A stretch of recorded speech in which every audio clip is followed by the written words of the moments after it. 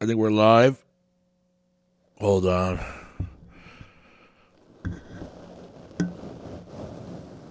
Guys, that's not the sound of brushing in the wind or in the field. It's the sound of my beard. ASMR, baby. Anyway, time to get this shit started. Let's get a pre-workout. It's not even a pre-workout. Energy drink at like 9 at night. And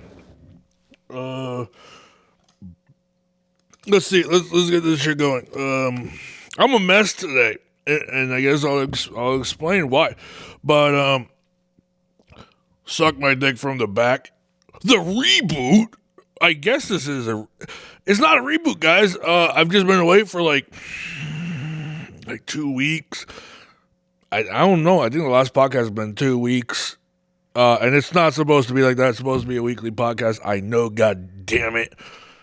But shit happens. And you know what? So I don't know if 2 weeks is long enough to call this a reboot after only 4 episodes. Technically, that's what Hollywood can do. So I'm going to fucking do it. Episode 5, but it's also a reboot. So for all you guys trying to deal with continuity, all you fucking nerds. I know you nerds. I'm one of them.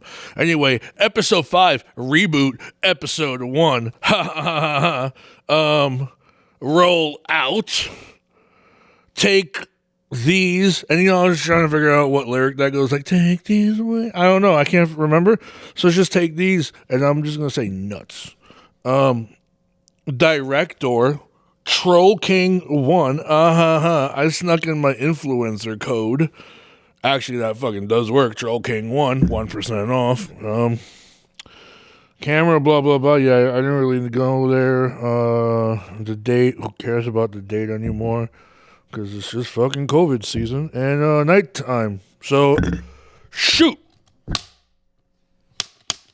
Go.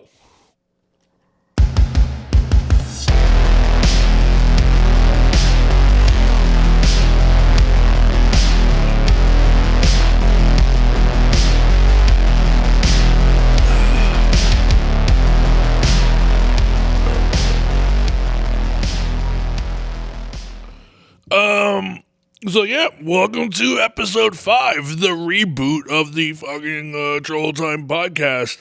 So technically it could be episode 1. Technically we could be switching it back and doing like a mid-series like Tokyo Drift throwback. So you don't even know what timeline it's on. And then they fucking kick it up to you. You're like, oh shit, that was actually in the past. So I don't know what episode this is, but technically it could be 5. So, let's go with it. I'm a fucking mess today. I've not, yeah, it's been 2 weeks. I was fucking trying to get this thing going every week, man. And it's really cool. I had time set by every time to do it. And I was like, all right, cool. We're going to do this like nighttime on like a Monday or a Tuesday, and kind of recap the last week. And then what happens is you end up working, and there's a lot of shit that's been going on. So I'll get to that. And then I just got fed up, and I just tried to really get some things in tune here. And then I also have my buddy Gene Paul, my buddy's name is Gene Paul. He's here kind of like almost full time now, which is awesome. That's why I've been getting these releases out so fast.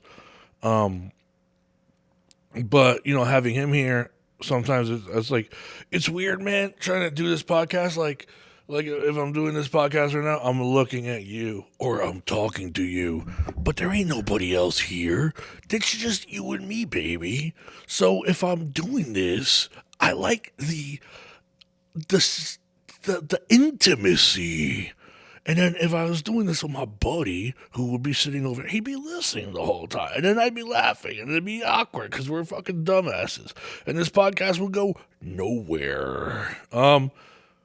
So yeah, so then it's like, but the thing is, some nights we're like, yo, fuck it, we gotta work we got to really push and get this release cranked out. And then, okay, we'll work late one day. So then that ends up being the podcast night. Then we work late the next day. Then he has some, shouldn't be drinking bubbly stuff. But then, he had some family issues that were going on. So he had to take a random day off, which kind of threw my schedule off because we're still in a crunch. And it was like, all right, do I do the podcast? Do I not? So, it's been a little crazy.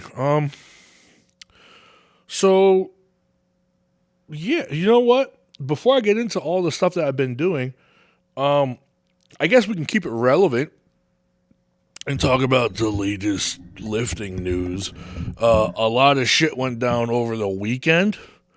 And then, I'm going to talk some shit right now, too, for something else, because it just happened today, and it's really fucking funny. Anyway, so first off, congratulations to my buddy Dan Bell. Dan is the strongest human alive, probably ever has been. I'm going to fucking say it. He's probably the strongest fucking human ever. I think it was 2606 total. The first man to ever do 1100, 600, and 900 in a meet. And that motherfucker did 900 twice because he likes to walk out his deadlifts on the top. And I'm actually going to edit a little video. You know how like they do the videos where like someone falls and it goes do do do do do, and it's just like cosmic. I'm going to edit you, Dan. I'm going to edit your deadlift walk back. Anyway, and then he still had shit on I felt like man, every lift he did was like an opener. And I remember when like he posted his 600 bench during prep. He goes, "Oh, I've never hit 600. This is amazing. This feels good. I'll never forget this day of my life." And that bench was awesome. It was a little. It felt like a last attempt, which is cool. But then when you do it with the meat, that shit look like an opener. I'm like, God damn it, dude. So yeah, I am. Plan is to get Dan on. I've been trying to get Dan on for a while, but the thing is, I got something special planned with Dan. It's not going to be the Dan interview. It's going to be the super heavyweight avenge. What am I going to call it? I actually think I know. I'm gonna call it the super heavyweight nights of the really round table. It's gonna be fucking cool. Hopefully I can do it next week. It'll be kind of a different podcast from the normal podcast, but it's gonna be a lot of fun because it's gonna be a lot of buddies that we love talking shit, and it's just gonna be great. So there's gonna be a lot of heavy breathing. I'm gonna need to find a filter algorithm in Premiere, because I edit in Premiere, to take out all the heavy breathing. There's going to be a lot of heavy breathing. Or I'm going to just have to constantly like mute, and edit. And I'm breathing heavy right now, man. Fuck. I got to figure this out. It's just going to be like a sea of... Hey, you have fat fucking food. Let me... It'll be like probably someone falls asleep too. I don't know. We'll see. We'll see how it goes. I'm excited for it. For all you guys watching, I decided to use my Slate snappy thingy as my notes section. I thought it was pretty cool. You start the episode like this, and then as you see that, I'm fucking reading notes, baby. So we should get into the reason why this podcast exists first. We have to give a shout out to our sponsors. And you know what? Episode 5, we made it 4 episodes. We had a little break. We're kind of doing this reboot thing right now. And it's kind of cool because, there's only been one company that has kind of stood with us the whole time. And they believed in us, and they're still here with us, even with the reboot. It's pretty crazy. If you guys don't know who that is, let's get some ASMR action. Let's see if you guys can figure it out in the audio world. Oh, that was shitty. Hold on. Boo. Let's see.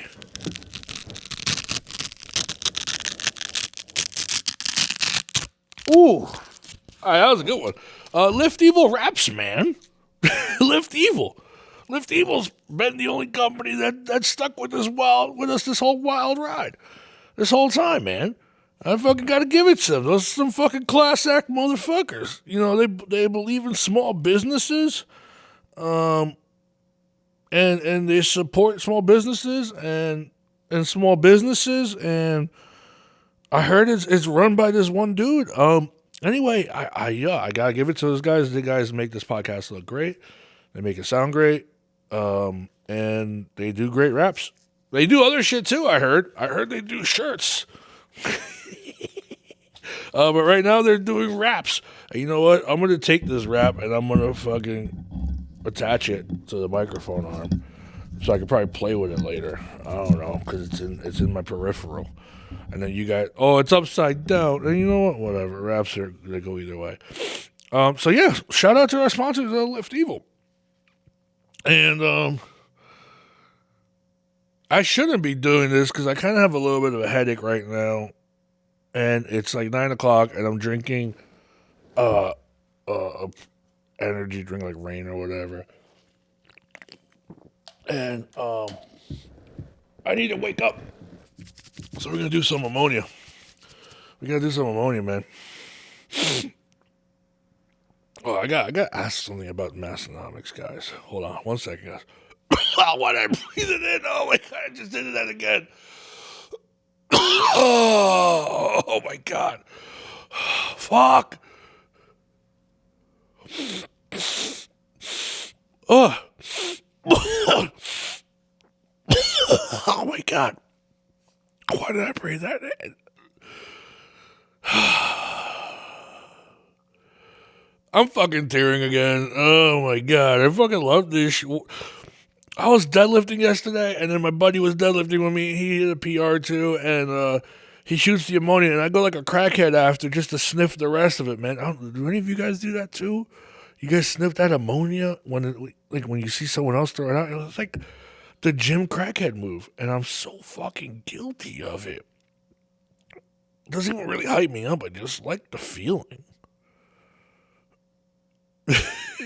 Yeah, I guess. I don't know, man. Whatever. That shit's awesome. Obsidian Ammonia is my go-to right now. I fucking love that guy. That guy makes some crazy good shit. So, you know what, man? It's kind of wild. I'm trying to get in the mood to do the podcast. I gotta stop looking at these thingies. So I guess I'll get into the. You know what, man? I kind of want to talk about what I've been going on with, because some stuff is actually kind of cool, and you guys like hearing me talk about my shit. But I want to talk about work. So you know what? I guess let's update on the troll. What's the troll going on with right now? Actually, I'll tell you what's actually pretty funny. The first thing is it's been snowing like crazy. I made I know Texas, I know you guys are struggling a bit, and I feel for you. We've had crazy storms with no power and all that stuff too, and it sucks. But on the bright side of things, I made a fire fucking meme of you guys crying about the cold. You guys, when it comes to cold, are fucking pussies. I'm not even gonna lie. You're fucking pussies. You guys need to learn how to just embrace 30, 40 degree. And I'm not trying to be mean. I don't want anybody coming at me like, oh my God, you're so insensitive. I understand everything that's going on. I'm just fucking having some fun and just trying to talk shit to my friends. Learn how to deal with the cold. I'm never going to invite anybody from Texas now to New York in the winter. Like my friend Rhonda, I don't know if you're listening to this. You ain't ever getting invited in the winter to come up here. I'm never going to be like, hey man, I think we should hang out. You should come up here during the winter because it's beautiful. It's fucking beautiful, but it's apparently too cold for you guys. Even the big guys. You guys are fucking Gary. I don't know if Gary, if you're listening to this, You're like a big, I think you're actually 330 right now. You're actually looking pretty damn sexy. Maybe 340. You were looking pretty juicy. But you a bitch. You a fucking bitch. You a fucking bitch with the cold. Oh, I'm not meant to be. I'm built for the warm. Ugh, I'm built for the heat. Motherfucker, in Jersey and up here, we get 100-degree summers with 100-degree humidities, and then we get the cold. We're built different. We're built tough, motherfucker. Ugh, we got that East Coast, Best Coast grip. Anyway, I love you guys.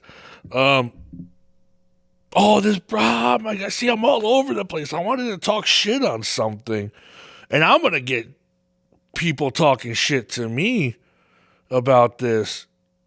I'm gonna see this is good that I have a notepad, and we're gonna pause the list and go back. But before we pause, because my brain is all over the place, guys, I don't think I have ADD. I do have a learning disability, but I don't have ADD, but I feel like I have ADD, so I go all over the place. So right now we're gonna do the intelligent thing and mark pause. We can't mark pause, we're gonna write pause, and I'm gonna go back here and do a little arrow. So going back to the powerlifting stuff, the damn bells. Oh my God, man! This is you guys are probably listening to this. I'm just happy I'm not farting right now. Oh, that's also going back to my update. So I'm all over the place. I don't right, know what to do, man. I'm just struggling. Anyway, so back to Dan's bells, and well, not Dan's bells. Let's go back to powerlifting. So I want to write this in the update. Oh my God, this is awesome. Talking about Texas, we can jump back and do that. Texas, you guys are gonna fucking hate me after this episode. You're gonna literally, when I go down there, we'll see. Anyway, so let's get into some shit talking, and I don't give a fuck if whatever. I understand there's high class athletes and there's best of the world, and there's meets that are going on, and apparently, now it's always this fucking trend of who has the bigger fucking meat. There's the hybrid showdown, which was great, by the way. I believe it was WRPF. It was judged great. Even Dan's 900 deadlift that he had a red light on one of them. It was legitly judged. I think it was done well.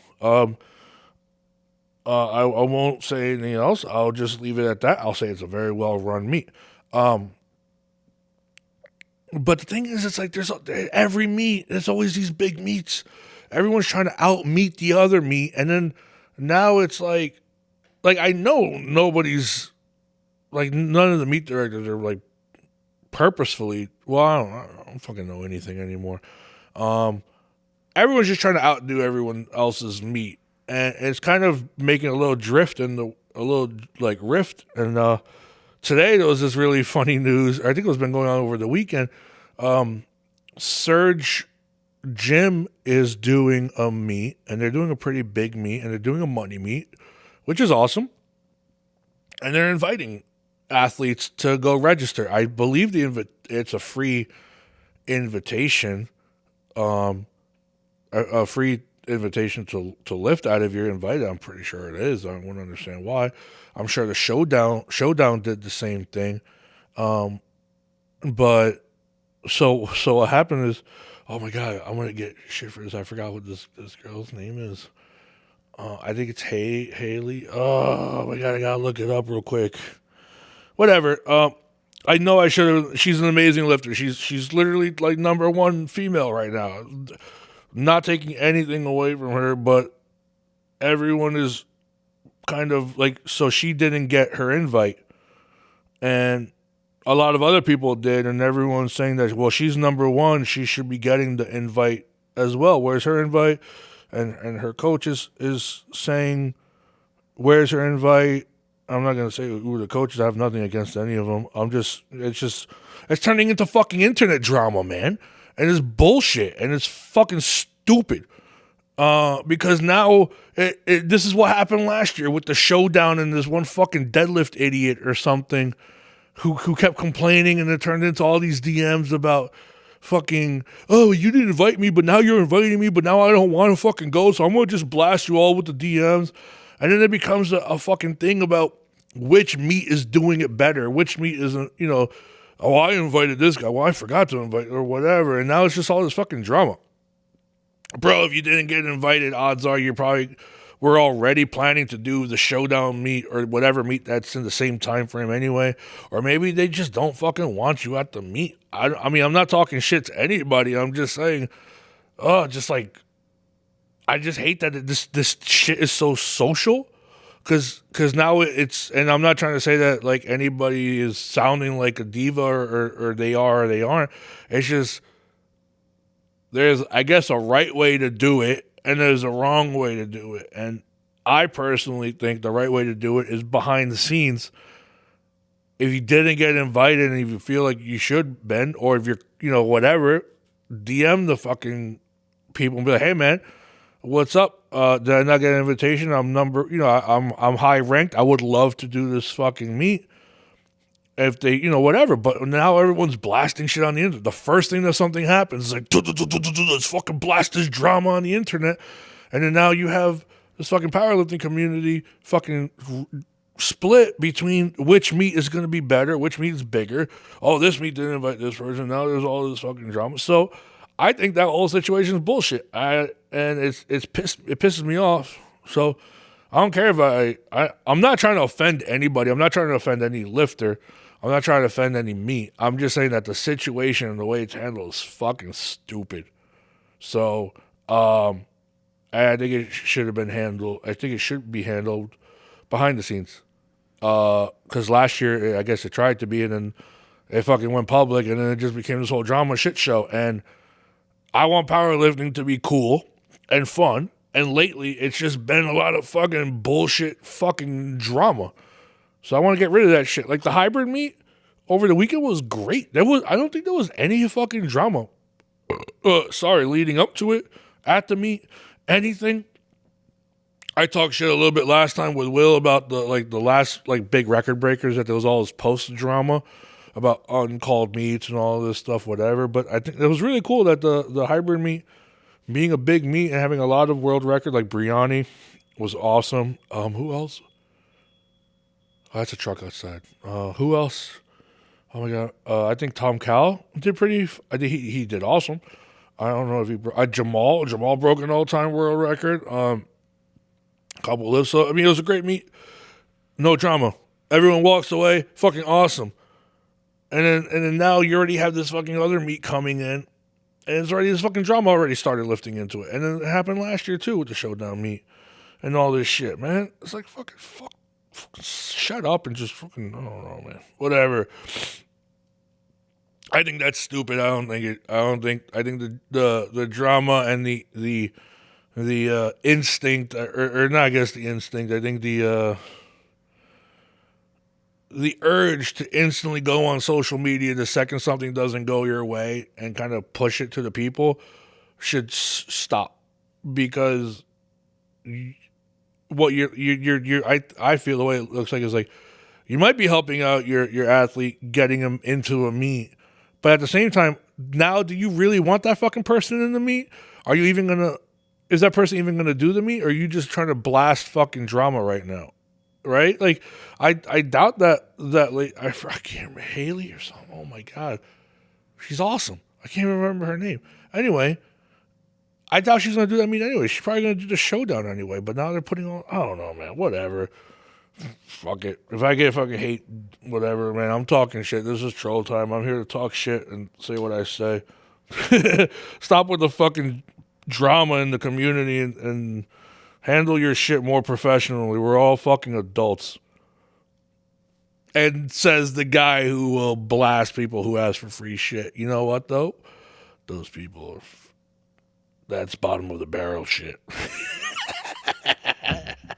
I'm a contradiction. I'm a living contradiction, or whatever that Skittles commercial is. Oh, my God. It's like... Oh, fuck. What's that Skittles commercial? That's an old commercial, man. You guys probably too young to know what I'm talking about. Anyway, going back to my up. See, I did a fucking cool thing. We following the script, baby. We doing pretty good with time. I kind of been all over the place. I don't know. I kind of know what I want to talk about, but then I don't know if I don't know, man. It's hard getting back into it because I was in such a cool flow with the first 4 episodes, but this reboot issue, is turning into kind of like a Michael Bay thing or something, or a fucking.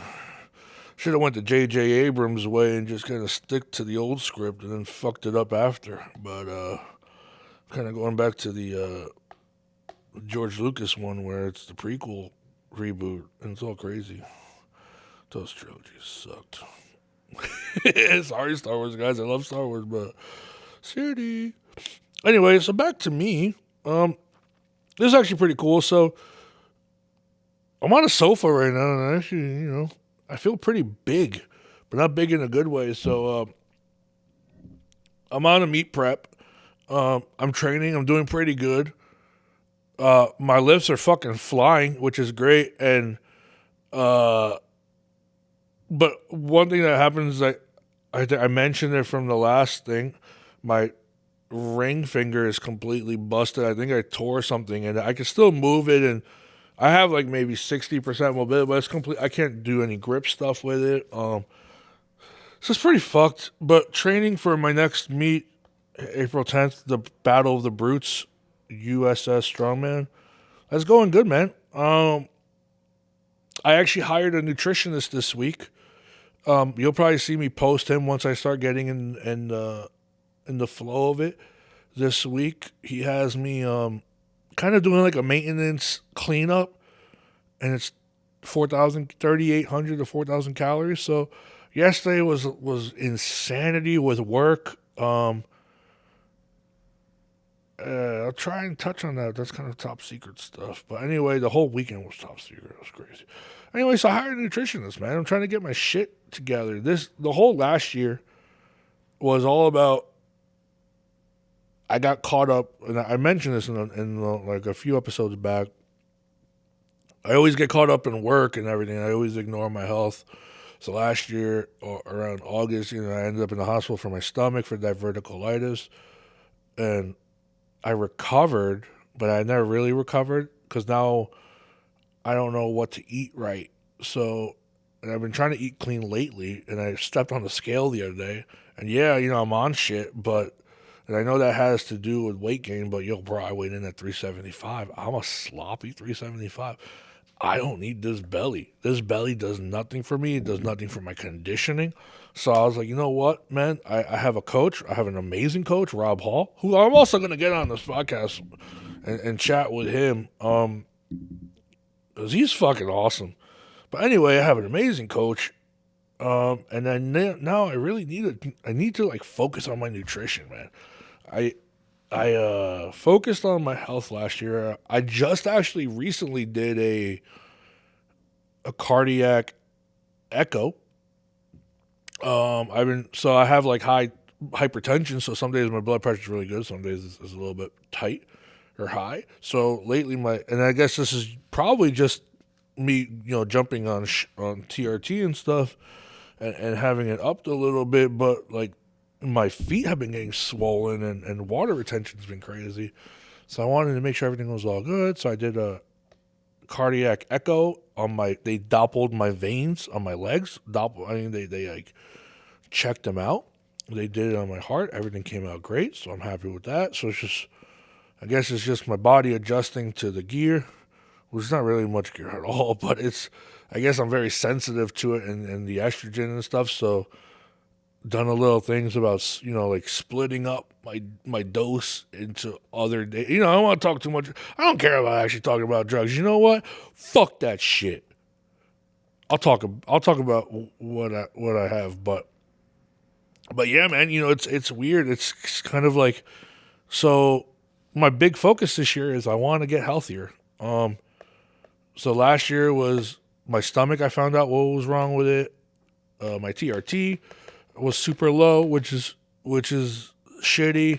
And that explained a lot of stuff, man. Like mood, like okay, like like yeah, you go on shit, but man, like energy. Oh, my CPAP. I just ordered a new CPAP mask. So I can try and get that shit under control because I have a beard, so it leaks. So I haven't been sleeping great the last few months with this mask. I've been fighting it every day, so I'm trying to get that shit fixed. So I'm trying to get my CPAP fixed. Because sleep apnea is crazy, especially now I'm 375. It doesn't get any better. And I'm 30. I'm turning 36 this year, so I'm not getting any younger. So anyway, so then with I guess I figured out. So I'm on my blood pressure pill, and then have a slight diuretic just to get the water retention out. But I think the main issue was the TRT, and what I'm at. It's I guess my estrogen buildup was super. I'm super sensitive to it. And that blew up my feet like fucking pillows, bro. I've never had that shit. I've never had cankles in my life, and my feet were cankles, and it was scary. So been researching and end up splitting the dose up from once a week to throughout the week, and that kind of helped balance things out. And now that it's back to normal, and I guess my body is adjusting a little bit to it. I feel great on stuff, but mentally is like even better. And you know what I mean? Like, yeah, it's helping my training. I'm feeling a lot stronger. I can recover. I used to fucking squat on a Monday and I couldn't recover and deadlift until Saturday, bro. Like if it was a heavy thing, I just couldn't recover. Period. No matter what I did, no matter what I slept, I ate, I couldn't recover, and it killed me. So I'm recovering, like in days, which is insane. But then I have the energy, just having the energy to work and lift at night and still lift heavy has been life changing for me. Having I could touch on it. You get depressed when you're on low T and all that shit. Your mood is all over the place. Depression, all this shit, guys. Don't ignore this. If you guys have this, get this shit checked out, man. It sucks. It ain't gonna fix it, but it puts my mood and my headspace in a better place. I guess it is like a hormone, all emotional imbalances and stuff. I'm feeling a lot better, overall. So that's great. So now I'm trying to take that momentum and ride it into nutrition and kind of do the full circle, like sleep, drugs, and nutrition. And I just want to be a better overall athlete, I guess. I'm not an athlete. I'm just trying to be a better overall person, personally, because I've neglected it for too long. So that's kind of where I'm at overall, man. Training's going great. I just pulled beltless 600 for 3 singles the other day, and they flew. It's like, fuck. I squatted on last week 600 for 3 singles, and that was easy. Like, fuck. What else is there? My truck is coming back after all this fucking snow. I finally decided to fix my Bronco, but now all the snow is gone, so it's like, fuck, man. Anybody that doesn't know I have a fucking Bronco, Broncos are awesome. Jeeps are shit. You fucking little baby Bronco wannabe motherfuckers. That's right, I'm talking shit about Jeeps. Jeep Wrangler, the American brand, whatever. I don't care how long you've been around. Bronco is king. Bronco rules. Except the new Bronco. Man, and I'm going to get shit for this because I'm an old Bronco guy. Well, I have a 95 Bronco. I love that thing to fucking death. And I like the new Bronco. But I actually like it. I love all the gear in it. I love all the technology that's in that thing, man. But you know what sucks about it? There's only one thing that sucks about that Bronco. It's built on a fucking Ranger body. Why did you do that? I know why you did it. You wanted to compete with the fucking Jeeps. Stupid Jeeps. Fucking up the Bronco vibe, man. Because the thing is, that's small. In my Bronco, it's on an old F-150 vibe. Or chassis, so they're monsters. I fit like a normal human. People get in my Bronco and they sit in that fucking chair and they feel like a little fucking toy. I don't want to say midget, but you guys feel really small on that thing. You guys' shoulders don't even touch the windows. My shoulders still touch the windows on my Bronco, but my Bronco is ginormous. I have head space in my Bronco. I can move my head. I can do all this. Whatever. And then in between the chairs, it's like a fucking Hummer. I can put a machine gun in there. I don't have a machine gun. I actually took out the whole center console and the back seats when I had my doggies, and I was just open. I sleep in my fucking Bronco now. It's amazing. My Bronco doesn't work right now, but it's amazing. But the new one is cool, but it's small, and it's cheap. I'm trying right now. I realize I need to start traveling more to meets. I can't do it with my family's cars because, I've been borrowing them because of my Bronco's been dead. So now I got my Bronco fixed. I'm like, fuck, man, I need to drive up to, let's say, Rochester, which is like a 6-7 hour drive. I don't want to use my Bronco. I need to get a new truck. So I was like, I'm going to get an F-150 or F-250, whatever. So anyway, I'm hopefully working on a new truck. I'm going to be getting that soon. But you know what, man? That Cybertruck looks fucking cool. Man, that Cybertruck looks cool. It's cheap as fuck. Well, cheap relatively for what it comes with. It's cheap. And I know all you guys are just like, what the fuck? The Bronco guy said the Cybertruck looks cool. Well, let's backtrack a little bit. I know this isn't even lifting. This is fucking trucking talk. And I'm not even a gearhead. I'm not a mechanic. I've fixed my starter and a few other things on my truck. I don't know what the fuck I'm talking about. But I know what I like. And you know what, man? I saw a rendering of the Cybertruck kind of with fog lights on the front, and they kind of off-roadified it a bit. That shit looks fucking badass, man. That shit looks like new age fucking, I don't know, like cyberpunk Mad Max. And everything looks cool, and all the technology is amazing on this thing. And it's only, $40,000 to start? Fuck.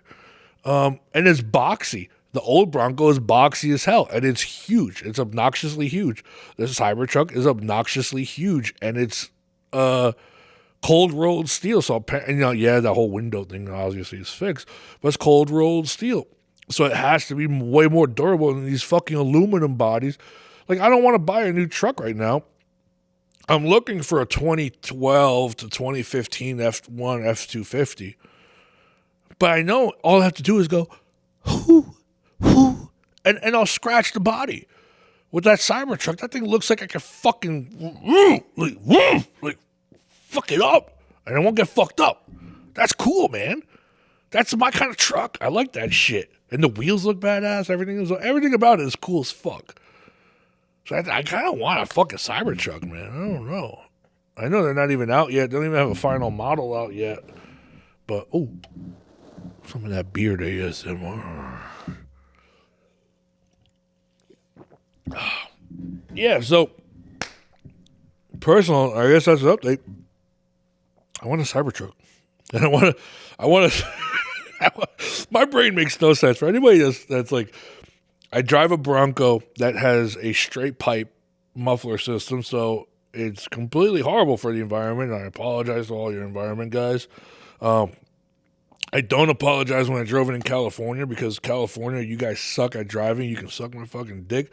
When I was out there with my Bronco, I fucking loved it. You guys suck at driving, so I'm not apologizing to California. I'm stubborn. But I drive a Bronco, straight pipe. I want a Cybertruck, which is an electric truck. And then I also want an F-250 diesel. What the fuck, man? I don't know. I don't know what's wrong with me. I don't know where my I don't have allegiances in that area. I just want cool, badass trucks that work. So moving on. Oh, this is cool news. So we're gonna let's update on some news. USPA Texas announced that the Nationals are June 3rd. I believe June 3rd to the 6th in San Antonio, Texas. And I think I'm going to get my fucking fat ass down there. Last year, I tried to go to Texas three times. I think 3 times. And that got canceled every fucking time because of COVID. This year, we're doing it. I'm going to solidify it. Solidify, is that the word? No. I'm going to book it. Book that shit. That's not as cool as what's the word? I don't know, man. My vocabulary, I don't even know why I'm doing this. My vocabulary is like so limited. I'm like a dum-dum. I'm a dum-dum troll. Anyway, we're going to solidify it. We're going to we're going to, can't pencil it in because penciling it in means I'm just writing it as an option. Nail it down. We can nail it down. Let's fucking nail it down. We're going to nail it down. Now, I'm going to be at the USPA Nationals in Texas, June 3rd to the 6th. I think Death Before Dishonor is going to be there. I actually think Jen with Deadlift Till I'm Dead is going to be there, which is awesome. I don't know who else is going to be there, but I'm going to fucking be there. And we're going to fucking party, Texas. And then all you motherfuckers, because it's going to be hot as fucking hell, can make fun of me and be like, hey, well, how does the Jersey guy like the heat? And I'm going to be like, well, I'm going to fucking love the heat. Because first off, I'm fucking Cuban, B. And I'm fucking born for this heat. So suck my fucking dick from the back, bro. And I'll be sweating like a motherfucker, but I'm still going to say that. And I'll be like, yo, for real, put the AC on. Because even though I love the heat, I'm fat. And I need the heat. I need the AC because I don't want to sweat all day, man. It's uncomfortable. Chub rub is a bitch. So you guys in Texas, I love you guys. You guys are amazing. I love going to Texas. So I'll be back in San Antonio in June. That actually happened today. Let's see what else we got going on. So what has been going on with Lift Evil lately? Fuck. Well, I'll tell you first off, the Odin release. It was the Odin, the Cosmic Color comp shirts, the Cthulhu, which I also printed bigger. I don't know if you guys can tell in the video. You guys that did order the shirt, I did print them bigger than the first time I printed them for Black Friday. I put them on a bigger screen like I did the original one. Oh my God, which I actually think I have the original one under me. Hold on, am I Cthulhu squared right now? Yeah, buddy. I'm fucking Cthulhu squared up in this bitch. So I printed it bigger. I did the Handmade in Hell comp tee, which I'm probably going to keep these designs now stocked for the rest of the year. I have a tendency to just do a release and not restock them for the rest of the year. And then the release is just I don't want to say it's limited edition. I hate the fucking word limited edition for releases. It's the issue isn't that I'll release a shirt and never restock it again, like it's limited. It's the issue is just I never had the manpower and like the resources to keep things in stock. Yeah. So I've never been able to keep the inventory going because I would always have the second I finish a release, like being a single person running this, like a business is like. Second, I would draw a release, print it. The second I start printing the release and promoting it, I already have to start drawing the next release to get it ready for the next month.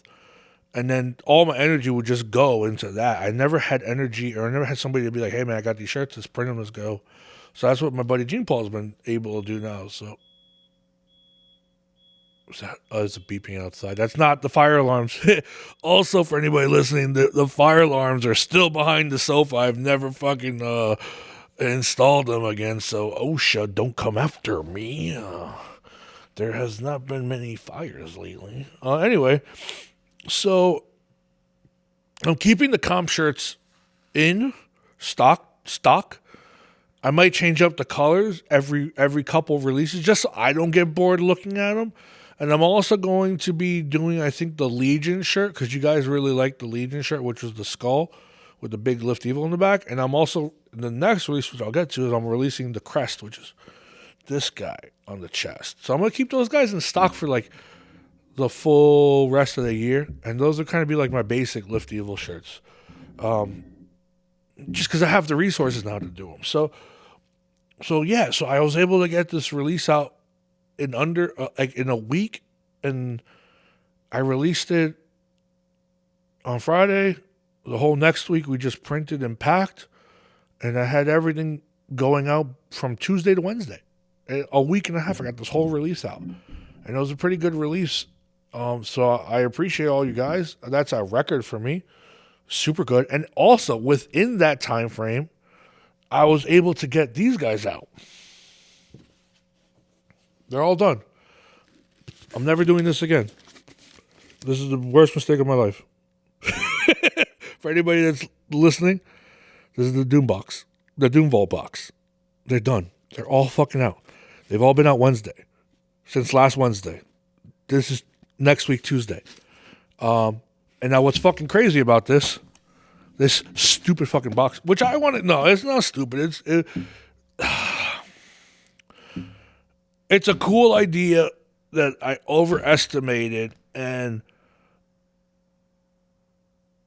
I overestimated the response of people liking it, and then it just got pushed through setbacks and setbacks and setbacks. And then the issue with the setbacks is, yeah, okay, I could stop and wait for material to come in or whatever, but the thing is I still needed to pay rent. I needed to push new things. So while I'm waiting for this thing to finish itself, I can't just stop everything and fucking focus on this. I had people saying, "Oh, you should have been able to, just put your time all into this and get this out." I'm waiting for this stuff. I can't physically do anything until I get other stuff. But at the same time, I have rent. I have house rent. I have factory rent. So I have to keep things up. So that's why I kept doing the releases. And delay after delay. So I want to go into what happens. I'm never doing these again. What I am going to do is I am going to continue doing sculptures. And I'm just going to focus on sculptures. I have this little demon guy, which I posted a long time ago. I'm going to do sculptures and kind of focus on that, but we're not doing these guys anymore. And the other main reason was I just didn't have the help I needed for it. I got some stuff done. I tried to do it all handmade in hell. That's basically what happened. I love it. It's cool what's in it.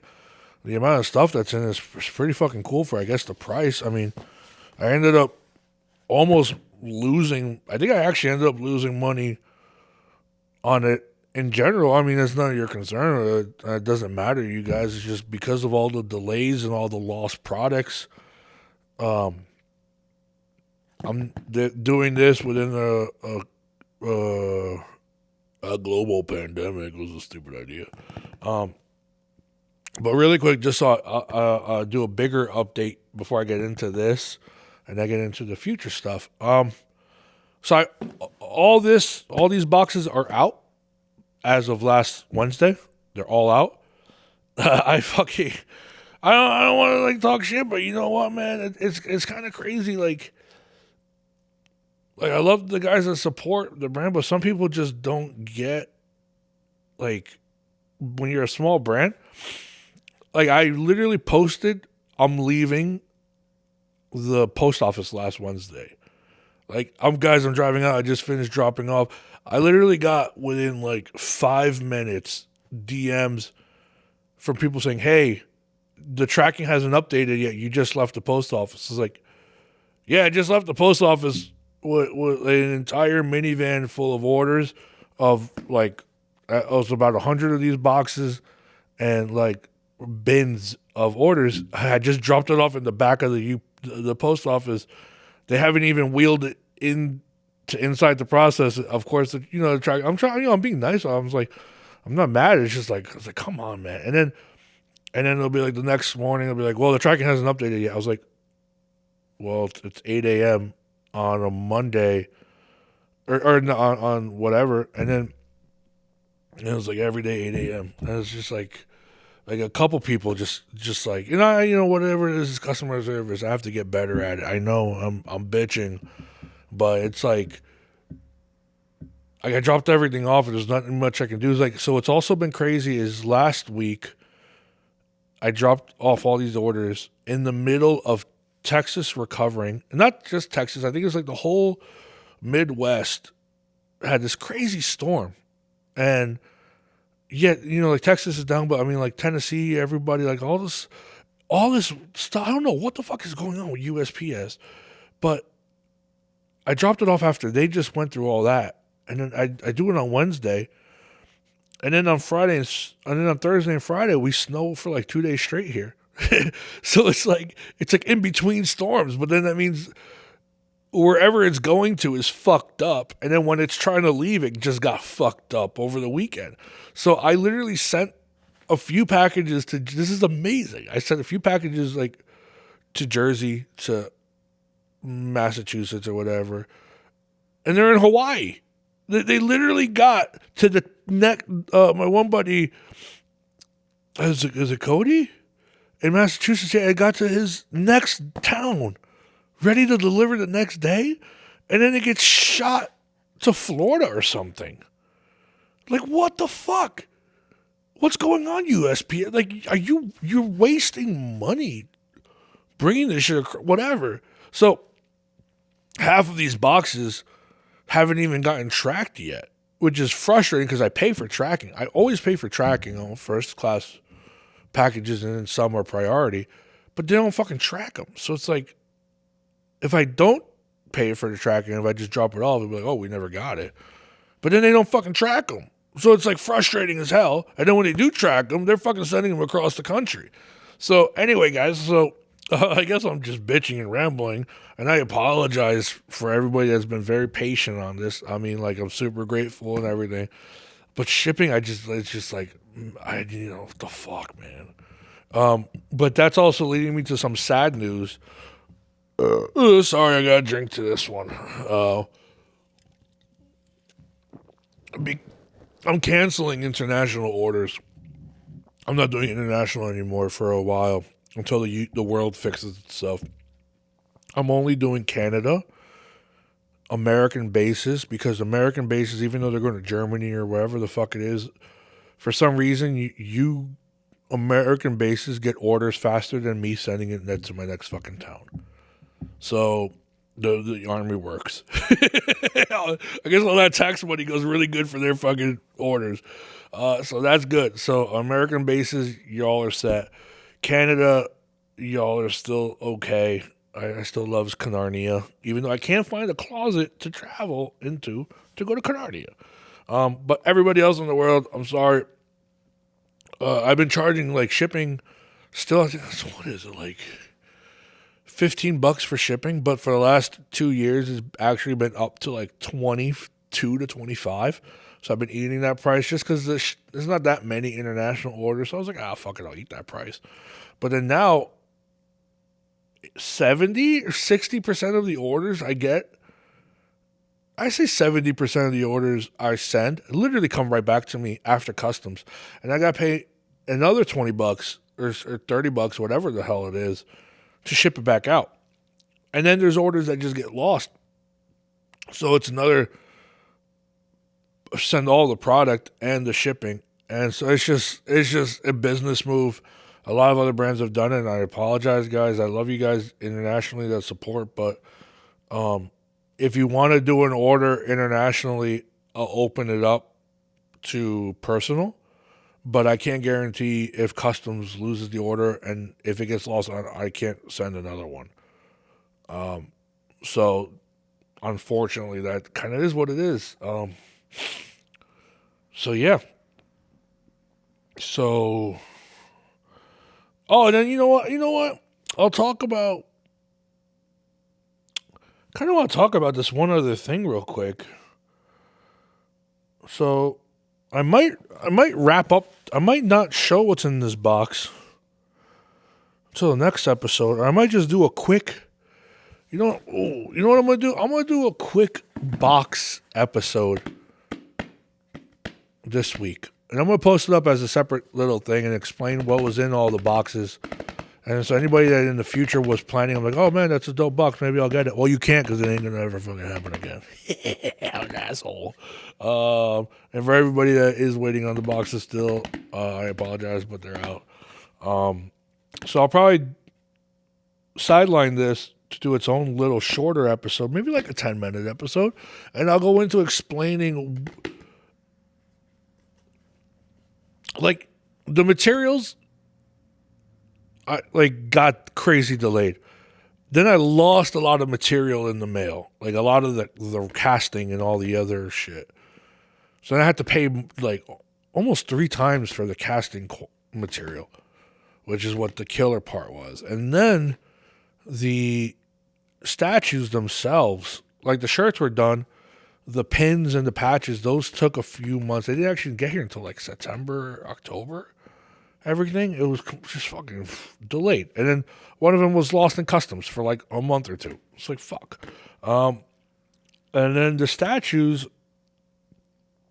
they're just a crazy fucking process. To do the bronze and the metal, and to do like 100, no, it's not 150 statues. It was 180 boxes, about.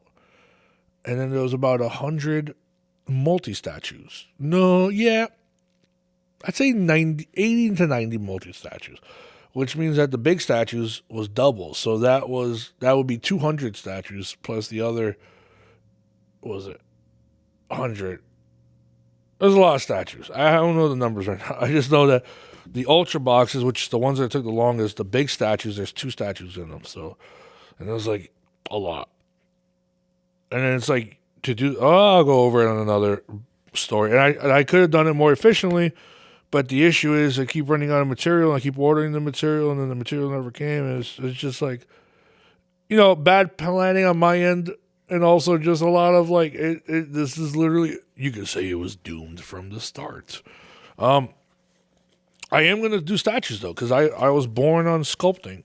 I was raised to do sculpting and drawing, so I'm going to do more statues in the future, but the statues I do in the future will all be pre-made. Ready to go, limited to like 40 or 50. Done. So that'll be that. So you know what? We'll push this box to other episode. And then I actually want to talk about dun dun dun dun dun dun dun dun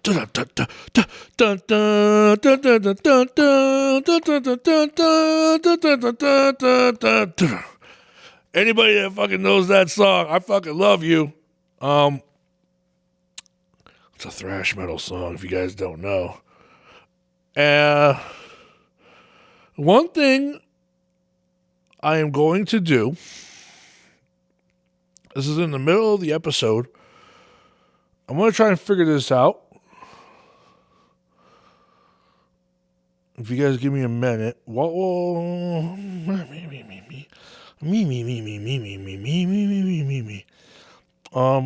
Let's do this. Let's do this right now. Let's see if I can actually do this with the orders. I should have done this. I should have planned for this, but I didn't fucking plan it. Yeah. View all. I guess I can't. February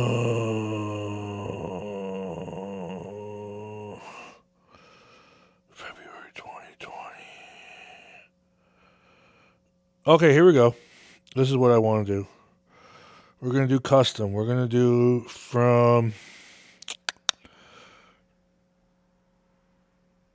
February 10th, which was the release. I'm pretty sure the release was the 3rd. So we'll do the 3rd. We'll do the 3rd until the 23rd, which is today. Because it's the podcast, I'll stop it on the podcast. And I'll hit go back to it. Go back. I'll do all orders. So that is, you guys, if you bear with me for 1 second, you'll see what I'm doing. This is pretty cool.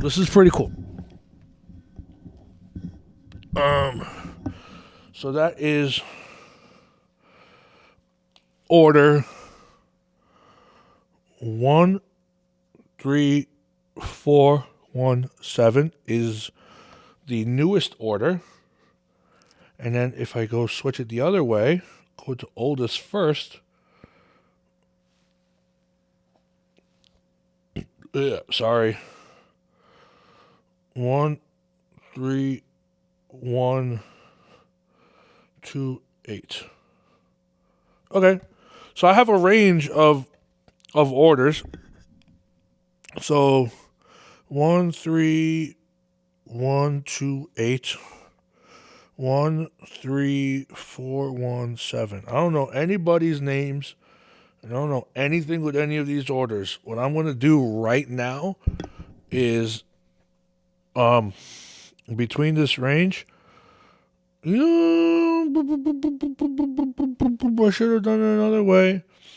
I should have picked up some random numbers. Because I obviously don't want to pick the first or the last one. So let's do this. Let's do what I'm gonna do actually. Oh my god, I'm a mess right now, guys. This is gonna be cool. This is the hour break intermission, right? So bear with me. This is a new thing. What I'm gonna do is I'm gonna pick 4 random orders right now. I'm gonna Google right now. Random number generator. Random number generator.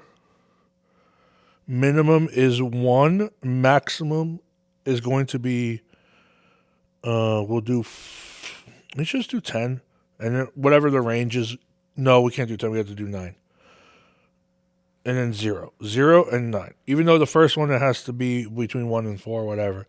I'm going to pick 4 orders. Those 4 orders are going to get a $50 fucking gift certificate for another order. The only way you guys can get that fucking gift certificate is if you fucking listen to this podcast right now. And you have to look up your fucking number. This is a fucking lottery. I'm doing a fucking evil lottery. And I'm going to probably do this every fucking podcast. I've been thinking about trying to find ways to get you guys to come more to the podcast. So I think this is a pretty cool way. We're going to do a fucking little pop lottery. 4 orders. You guys have to fucking claim it. I wish I had a fucking sexy ball to be like, the number is 4. The next number is 3. The next number is... I wish I had one of those setups, but we don't right now. So, I'll probably put the numbers bam, bam, bam, bam right here. And you guys can fucking claim them. If you don't claim them, nobody gets that fucking $50 gift certificate. But it's up to you to fucking get it. So let's do this shit. We're going to do this every podcast. Whatever with the releases. Whatever from the last podcast date to the next podcast date. Whatever section that is, I'm going to fucking grab the orders, the order number. I'll write it here so I know which is now. So I know 13417 is the last one. So 13418 will be the next number to start until the next podcast, which will be weekly. So we'll see. Whatever guys get fucking or get the fucking gift cards. So let's go. Let's do a generator. So generates number 1. 7. That's not between 1 and 4. 0. That's not between 1 and 4. 5. God damn it. 8. 5. 7. 4. Okay. So the first one is 13-4. And then we can do whatever next. 7. 13. Nope, that's 13-1-7. So 8. Nope, that's the highest. 0. Okay. So 13-4-0. 4. So order number 13404. You have a $50 gift certificate waiting for you. Come get it. Let's do this again. 7. That's too high between the 1 and the 4. Nope. That's a 0. That's a 4. Let's do it. 13. Damn. 13. 4.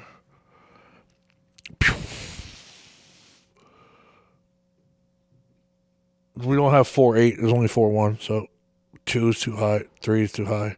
0. Oh my God, we're doing 0 again. I don't know. This is rigged. If this is 13404, I'm fucking looking for a new random number generator. 6. Whoa. 13406. You got a $50 gift certificate. Let's go again. 7. 8. I'm going to go to another website, random.org.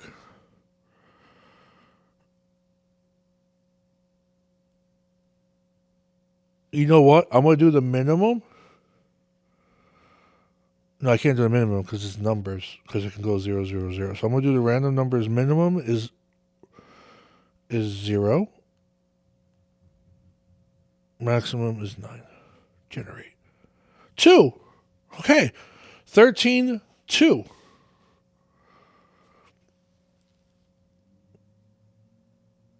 6. Yeah, we could do a 6 because that's in the 2s. And then we got one more. 8. Order 13268. That's another one. Your number's up. $50 order. And then we're going to do one more. I'm doing 4 this week because this was a big release. And it's been 2 weeks. So I'll probably end up doing 2 every week. Maybe 3. We'll see. We'll see how the orders go. Let's lose again. Result. 5 is too big. 1. Okay. 13. 1. 7. 13, 1, 7. 13, 1, 7, 5. Yeah, that's it. There we go. Okay. I hope you guys like that. I haven't done giveaway stuff in a while, so we're just going to do it on the podcast. If you guys want those fucking that $50 gift certificate, come fucking get it, baby.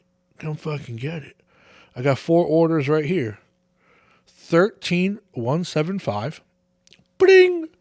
13,404. Bring. 13,406. Bring. 13,268. That's it. $50 gift certificate. Come find me. Listen to the podcast, baby. Yeah. Hopefully you guys come and listen to it because it's a fucking podcast and I'm talking mad shit, bro. And stay for the giveaway. Right? Cool.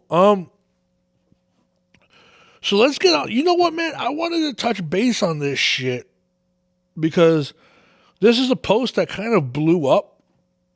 It kind of blew up like insane. And I'm very happy that it blew up. And this is something that I've been dealing with my whole professional life. And I'm kind of dealing with it now with this one little project I'm doing. Kind of a collab, kind of a commission, but we'll see what happens. It should be good. We'll see. But I put this thing up where people, it's about valuing, and okay, look, I understand I'm talking from my experience on this. I'm talking about the worker creator, the creator artist worker type. I'm not talking about the office jobs like the accountants. I'm not talking about all that stuff. And you guys have all the right to be in this conversation as well. But that's just not my experience. So I apologize. But you guys are in the same exact conversation. 100% same conversation. It's just, I'm just talking from my experience. Being more of an artist, creator. Oh, man. I should stop burping. I don't know how Massonomics does all these fucking canon of things and they don't burp. You guys don't burp in like fucking north, south, west, east, upside down, left, right, fucking north, South Dakota.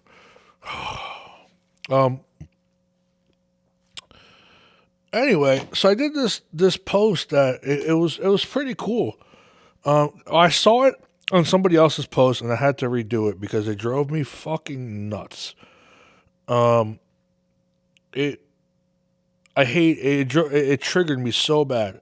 It was a celebrity makes, and this is obviously exact. Someone trying to fucking comment and say, "Well, it's not actually 80 million." I was like, "Bro, it's a fucking assumption. Just fucking understand the point of what this thing is trying to say."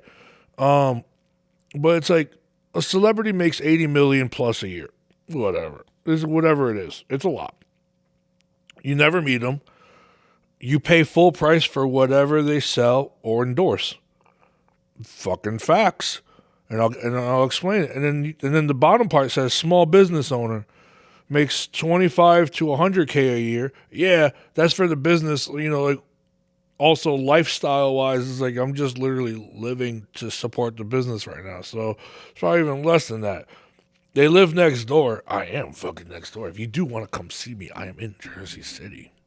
And motherfuckers ask for discounts before they even buy anything. This is so fucking true. I deal with this all the time. Every time I fucking run an ad, and I have to run ads. I pay money to run ads to get my name out there, which is cool. A lot of people see the ads. This is just one example. A lot of people see the ads. How else am I going to get my name out there? I can't just do hashtags and I love you guys that spread the word, but I need to be, more proactive as business. So I have to make ads. So I do ads. Then I get new people that, oh shit, this is a dope brand. Let's give them a try. Let's buy some stuff. And those guys, I fucking love you guys. You guys are amazing. If you don't like the stuff and you move on, you move on. If you stick with it, you stick with it. I love it. But then you get these fucking little cunts that, hey man, I fucking love your brand. I love what you're fucking doing. I want to grab some stuff, but you guys got a discount code or what about some free fucking merch? And I'm like, are you fucking serious? Those are the people I put on blast. I have no respect for that fucking shit. First off, I don't understand how people can fucking live asking for handouts all day. I've never fucking done that once. No. Even fucking, I'll give you a quick example. I did like Frank Daddy's choker wraps. I designed them. I didn't design them. I designed the art that goes on the wrap, the little snake thing. I didn't ask for free wraps. I still bought my own pair to support the fucking brand, right? So I could have asked for a free pair, and I'm sure Frank or Brandon would have given me a free pair. His name is actually Brandon. I'm sure he would have, but I understand what his struggle is as a small business brand. So why should I ask for a free fucking handout? I won't. I don't want to. I want to support as well, even if I did the art. And that sounds crazy, but that's my mentality. I've always worked for what I have. So how the fuck do you have these people coming out to you doing these fucking asking for all this free shit and these discounts? I understand when somebody asks for a military discount or something. I have nothing against that. I actually don't do a military discount, but if I do have like 10% codes floating around the place and other things, and if someone does ask me for a military discount, I will respect that. I'll be like, oh, if you're in the military, I make sure that you are, and I'm like, bro, here's a little discount. I don't have a military code, but I'll give you a code because I respect your service and all. I have nothing against that. It's just these fucking freeloader fucking pieces of shit. But at the same time, I guarantee you, those fucking pieces of shit will ask you for a discount, being a small brand, and then still wait in line overnight for the fucking brand new Yeezys that are ugly as hell anyway. Fucking fuck Kanye. Fuck that motherfucker. I can't stand his music anyway. I'm not a Kanye fan. I don't even like College Dropout when he was good. Anyway, you have these motherfuckers that'll buy fucking the Rock Under Armour thing and pay an extra $50 just to have the Rock logo. There's nothing different about it. Or pay or stand in line to get the brand new whatever drop or fucking Chloe makeup. I'm just blurting it out. But they still have the audacity to ask for a discount for a small business. And then they're paying top dollar for all this other shit just because it's marketed by somebody fucking famous. I hate that. That drove me so nuts. And that also, that's what's killing fucking small businesses, because it sucks, because being a small business now, and I'm still getting used to the world of a small business, because I was always an artist and an artist for hire, so I'm kind of transitioning, but it's the same issue. It's the value for your work, and then also the concept of you still have to sell yourself and get out there. So sometimes when people pressure you, and I'll get into the other part, but people will pressure you and be like, hey man, I will totally get this, but can I get a discount? And you're like, fuck, Sales are actually fucking low. I could probably use this extra sale even though it's at a discount. Fuck it, I'll give in. Maybe I'll give him a discount or whatever. And, you know, like part of it is like you might really need that sale. So you might give in to giving people discounts. And you kind of feel guilty about it. And you feel guilty that you're not giving somebody a discount. I don't know, man. It's weird. At first, I was like, I thought about it. I never do it like that. I do friends, you know, but that's the other thing. This is like, the whole part of this is I have fucking friends that I thought were, you know, like pretty good friends, and they'll come up to me and ask me for a fucking discount. I'm like, bro, you know I'm fucking hustling and struggling. I just saw you fucking buy all this crazy shit, and you come up to me asking me for a discount. Like Nike don't give a fuck about you. I gave you a free shirt the other fucking day, and you still ask me for, you know what I mean? Like, but that happens. Everybody knows those types of people. Those people aren't your friends. But then at the same time, I have, and my friends know this, and they hate me for this, where they support me. And then I give them free shit. They're like, no, I want to buy your thing. And I'm like, I know, but you're a friend of mine, and I value your support and your friendship, and you actually come and help me out. So here, I want to give you some stuff or whatever. I have no problem giving it to friends. But then it kind of like, it's really funny because they're like, no, I want to pay for it. So I'm like, oh. So then when I see them order on my website and they sneak it in, I was like, you sneaky motherfucker. I see you. But, you know, I totally understand it. But, I mean, everyone struggles with this. Everyone who's a small brand. Like I have no problem giving it away to friends. But at the same time, it's like, I know I should be selling it to them. But true friends are the ones that will offer to buy at full price. And I know a lot of people that fucking ask for these discounts, and they just don't value you, man. And I don't even want to look at that post anymore because I've been struggling with it for so long. Like the value for artists in general, whether you do handmade art, you do shirts, you get your shirts made, having your own business that you built, people don't value that shit no more. And they try and devalue it. Like, I'm about to run a sale, so I'm going to have a code or 25% off for whatever last year. That's on me. I want to move inventory. I have no problem with that. But and I'm not devaluing my stuff. I'm just offering my stuff because I want to, you know, move on. I think you know, it feels different when someone just says, "Hey man, is there a code? I want to get it cheaper than what it actually is." I'm just like, I don't know, I'm rambling a bit, but like I worked in animation for like 12 years, and then, you know, I've always done art. Even till even when the end part of my career where I was more of a supervisor, and I thought I was, you know, like I had more of a resume, so people will come to me for work, which is cool. It's new. It was new to me, but like people will approach me. Like I got approached by like Lucasfilm. I got approached by the D&D, which they were doing Ready Player One with Spielberg, and like Disney, and they have recruiters, and they find you, and they, you know, they hear recommendations, and then they approach you, and then this is already me experience with 8 to 10 years, and they'll come at me and be like, well, you know, you've actually done only commercials for a while, so we know you have experience. We hear you're great, but are you willing to lower your day rate? And, you know, yeah, as an animator, we're making, you know, good money. Like, fuck. Like, I'll even say I was making, like, at the top end, like $700 a day. But that's a day. That's a day rate. Take out taxes.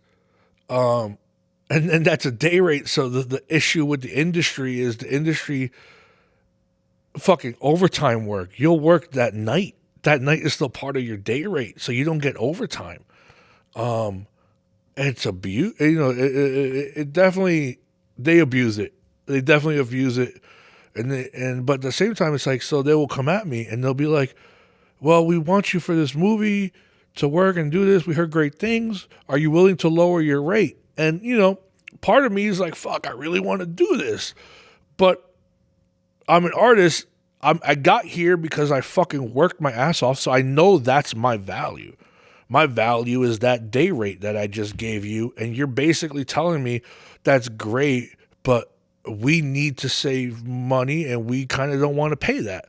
So we want to do cheaper, which is basically undervaluing me, but then it's putting pressure on me to, like, do I give in and then do I devalue my own art and my own time? No, I don't want to. So I would say, no, I'm sorry, but that's my rate.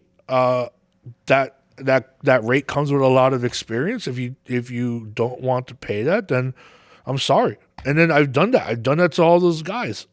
And then they have the Disney pass. And then this is the part that kills you. They have, and the same thing with these guys that ask you for a free discount. You say no, they go right to the next fucking person. And they'll just try and squeeze it out. They'll go to another artist, do the same fucking thing, ask for the rate, try to get it lower. And, oh, okay, but, we're Disney. Everyone wants to work for Disney. I was like, nah, motherfucker, suck my dick. If you're not going to pay me, I'm not going to work for you. Like, at this point, I have respect for my art and my time. And growing up, I've always seen, and this it drives me nuts, and this is one thing I taught, because I actually taught. I always, but like really quick, it's like value yourself, value your time, be confident that you also have to be smart about it. You don't want to overvalue your work and get greedy about it, right? But you need to know the situation you're in. Like for me, okay, so I was doing 700 a day, whatever, but I was a supervisor almost. I was a supervisor on jobs, but I was also a lead, so I would be the top of whatever that skill set was with a team under me usually, or whatever it was that demanded. But within that field, that was the price. The price range was within that bubble, and then that experience that I had put me at that place. So don't be like, hey, I'm an illustrator. The average price is $200, even with experience. I'm gonna charge $700. You know what I mean? Like, it's all relative to the career. So I put that value there, but I'm also confident that that's what my time was worth. That's the experience I have. I go all in. Respect that. If you respect my worth and my rate, then I will give you everything I have, because that's what you're paying for. And then when these guys come in and say, hey, well, can you actually lower it like 25%? I'm like, bro, no, absolutely not. You want me to lower my effort 25% then? Because then I'll fucking leave every day a little bit earlier. I'm not going to work as hard. But the thing is, I have respect for myself as an artist. I don't want to do that. And I see that happening all the fucking time. And then they just go on to the next fucking person. And then if someone says no, I call it the Disney effect. Or Marvel. Everybody wants to work for Disney. Everybody wants to work for Marvel. There'll always be one person that'll just say yes. And yes, at a certain point in a career, you have to get in the door. You have to do it once. You have to do it twice. I've done it when I was younger, but I did it too much, or I did it with too much of a repercussion where. So with like a business, like let's say small business guys, hey, can I get a free shirt, man? Do you have a discount? Okay, whatever. Fuck it, here's 5-10%. Bam, bro. It'd be really cool if you give me like a 20%. Now every fucking time they're gonna ask for 20% or more. So you've devalued it, and then now they're just gonna keep coming back and abusing it, and it sets you back. And it sucks. And it's just people don't understand hard work and don't understand the value of it. And when I taught kids, I hated it. I worked as like a supervisor or whatever on jobs, and as a teacher at the end of the semester, I would always bring in the good kids as interns, right? Or if they graduated, I would always get them in as entry level. And the industry always underpays. Always underpays when people walk in the door. Hey, you want $100 a day, or we'll internship? We'll pay you for your fucking lunch and your subway ride. It's like, no, or whatever. That's what I did. I did 2 internships for 2 fucking summers.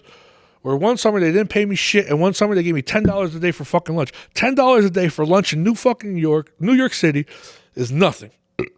Even if it was fucking 12 years ago, but I did it for that experience, right?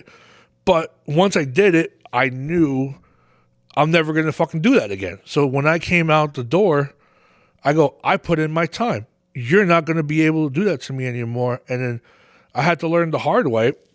I was like, if you want me, this is my rate. Like obviously it's relative to my experience and what I think I'm worth. But yeah, so then I would tell my students, and I'd be like, guys, if they fucking offer you an interview anything less than this, you've already earned more than that. Like with the experience you have, the internships you had, the stuff I'm giving you, and then like personal people, I would just tell us, usually also personally, like, dude, you're so much better than this. Do not accept this and learn. And it's like with artists, I think it really comes down to like all we ever wanted to do is like, and I don't want to speak for like the accountants and everybody because I know everyone's different, but for artists, I know for me, all I ever fucking wanted to do growing up was draw as an adult, draw as a professional, build with Lego, whatever the fuck I wanted to do. I never once growing up thought about money in terms of using my art as a career to make $1 million. Never once did that pop into my head. I always wanted to make art to live to make art. Like, it's just like my grandmother always says, you live to eat and you eat to live, right? But she tells that to me because I'm a fat fuck, so she doesn't know which one starts first. So I live to draw and I draw to live. That's basically how I grew up. Nobody ever taught me as a kid how to put value to your work because it's a passion, it's a hobby. So, and it translates now into small businesses. It's a passion, it's a hobby. Like I never took a business class. I don't know how to really value my work and my time. So you learn it over time. But there's always going to be these fucking people that fucking abuse it and devalue you. And I just want people to understand, like, no, don't let them do that to you. You lose a sale. Who gives a fuck? That person probably didn't give a fuck about your company anyway. Or and I told it to my students, and they'd be like, oh, but what if I lose the opportunity to get a job? I was like, no, if they can't respect you for your rate, then they're not going to respect you as a fucking artist, and they're going to overwork you, and they're just going to get rid of you. You want somebody that's going to respect you. When I was in my last full-time job, I think I mentioned it a couple episodes ago. It was in PSYOP, this company I worked for a while. I was there for 3 years or whatever, and they didn't give me. It was really bullshit, man. You know what? I don't care about. I'll talk about it. I don't care if any of those people are fucking. They paid me my salary. I was a fucking supervisor, and they didn't pay me supervisor rates for 2 fucking years. And I was working there 80-hour weeks, 90-hour weeks, whatever. And then when it came time for the year thing, they would either give me a 2-year fucking raise or no bonus. And then the year before, they gave me nothing. And then I come to find out that the dude who's younger than me, who's doing a different thing, just because he has a kid, he's working less time than me, he gets a fucking raise and a bonus. So I'm like, what the fuck is going on here? You know what I mean? So, and I got fed up with this. And my last job, I think I mentioned this, and I was just like, dude, I haven't gotten a raise in 2 fucking years, and I'm fucking working my ass off, and I'm a supervisor, and I'm doing all their high-paying jobs. Like the Mucinex character, I don't know if you guys ever see Mucinex, the new Mucinex guy. I built him. He has a fucking Motorhead thing in the back and like a dick tattoo, but I built him. I did most of their bigger paying jobs, and I was fucking like Fanta cartoon commercials, whatever. I don't think I did super. I did the Michelin one, which is crazy, like a couple of them. And the last job I did, they go, okay, it was on an honor system to do time off. And I was like, are you guys really fucking doing this honor system to do time off? And they're like, yeah. I was like, all right, cool. So every hour I log that's overtime, you're fucking going to give me an hour of vacation. They're like, yes, okay. I did this job, it was like 2-3 months. I mentioned it. I actually did mention this before. I come back, it was 25 days worth of overtime. And they're like, well, we can't give you 25 days worth of overtime And then the dude had the fucking audacity to say, if you need more than 5, something else is wrong. I was like, no, motherfucker. I didn't say no, motherfucker. I was like, no. I was like, I overworked, and this is the honor system. You should honor that fucking system and give me my time off. And they're like, well, we can only give you 5. I was like, so then fucking you should have told me I can only earn 5 and not have to overwork. So that's abuse. These companies like PSYOP, fuck, like all these companies, they fucking abuse the system and they abuse the artists. And then you have these directors and all these guys, they just fucking go home at 7 anyway. And then they fucking leave you there overnight. They're not going to fucking pay you. They don't pay you. I'm sure now, maybe now they pay you your overtime. But if they don't, then fucking shame on you for not fucking paying your artists. I'm sorry. I know the system is broken, but I lived through that system. I hate that fucking system. That's why I'm not in it anymore. And I'm getting fired up about it. But it's like, if you're not going to fucking pay me what I'm owed, then tell me how much you're going to pay me before I start. That's deep. That's abusing the shit out of me.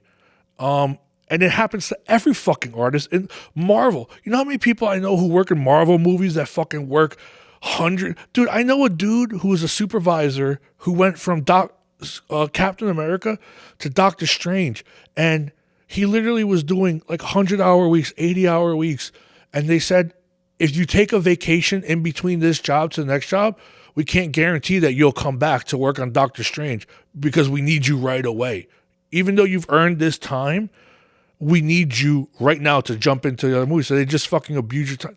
Dude, we burn the fuck out. So they don't understand that. They don't value that. And it drives me fucking nuts. And I see it happen all the fucking time. And when I was a supervisor and I learned better after this experience, I'd be like, dude, go fucking home. They're not paying you extra. I don't care if this is a passion project. I'm a supervisor. I'm leaving. I'm last man out. So you're out before me. I'm kicking you the fuck out. And I would do this to everybody. Like, unless there was a part of a job called crunch time where it's known that you kind of have to do this. But for the whole fucking job, to expect you to do this, the whole job is unrealistic. So I would kick people out. I'd be like, no, we're getting the fuck out of here. Done for the day. Do it next time. They're not going to pay you this. And I would always fight for people to get paid. That was always a thing. I always valued myself as a good supervisor. And I valued the artist. I always worked for the fucking artist. That was my goal. But yeah, so then I did this job. I go into the review, and then they go, oh, well, you did great this year. You worked on all these great fucking jobs. And we're going to give you this as a little bonus. I was like, where's my fucking raise for 2 years? Where's my 25 fucking days? I walked out of that review. And then this was actually pretty funny because so I walked out of that review and I said, you know what? Ironically, the supervisor went on fucking vacation, and yeah, whatever, we're on time. The boss lady went on vacation. She's an awesome lady. I loved her. I love her honesty about stuff. Obviously, all the shit going on, but I loved her honesty. So I was always like, I could always talk to this lady. So I was like, all right, cool. When you come back, we'll talk about this. But within that 2 weeks, it festered in me so much that I was so fed up with the devalue of them respecting me. And I would always go into a review being like, they put you into, anybody that's been in a yearly review, they'll be like, well, what do you think you've done this year to earn a bonus? No, motherfucker. I'm here because I lasted a year and I worked my fucking ass off. What are you going to do to keep me here? And that's the attitude that should be portrayed. So any of you guys that are going into a review, if you're hesitant about what the interview is, go in, reverse the fucking thing on them. Be like, what are you going to do to keep me here? Like, how are you going to earn my respect to stay here? And how are you going to value my time? Because I can go anywhere else. And that's what I ended up doing. I was like, fuck this. I was like, that's not enough to keep me here. What are you going to do to keep me here? We'll talk about this another time. I just left. 2 weeks later, I ended up fucking quitting. The lady didn't want to. She goes, all right, let's go talk about numbers. And I was like, I don't even fucking care about the number. I quit. I've had it.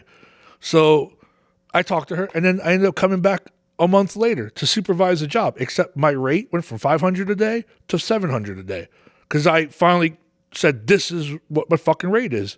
This is what I should have been getting paid. And And it's not it's a cocky move, but it's not a cocky move because I should have been getting paid that, and they weren't paying that. And some people will not do that, and they'll just keep charging less and less and less because they're used to people abusing their time. And it drives me fucking nuts. I'm sorry I'm ranting and going on, but like, if there's one thing I can shake out of every fucking artist now with all the experience I have is put your balls on the table, respect your time, respect your worth. And if they don't want to fucking pay it, they can go suck your fucking dick. Get the fuck out of there. If they can't respect you as an artist, you don't deserve to be there. You don't deserve to work for them. And I think that is what I taught my students. And I know because some of them are really fucking good at doing that now. But the people, any of you guys are hearing this, if you have a small business and if someone tries to fucking cheap you on a job, fucking no. There's always going to be other people. You can always find another job. Don't let people devalue your art. Don't let people devalue your worth.